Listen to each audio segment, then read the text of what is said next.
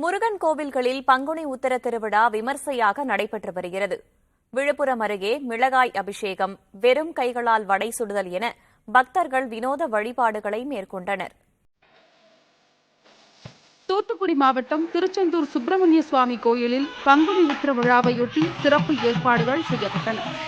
பல்வேறு மாவட்டங்களைச் சேர்ந்த பக்தர்கள் நீண்ட வரிசையில் காத்திருந்து சுவாமி தரிசனம் செய்தனர். ஏராளமான பக்தர்கள் கடலில் புனித நீராடினர்.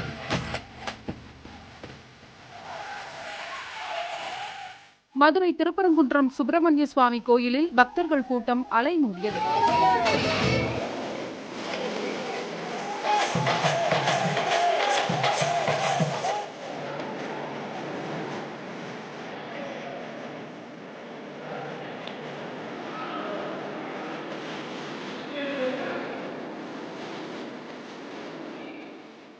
விழுப்புரம் அருகே பிள்ளையார்குப்பத்தில் உள்ள முருகன் கோயிலில் பக்தர்கள் வினோத வழிபாடு நடத்தினர்.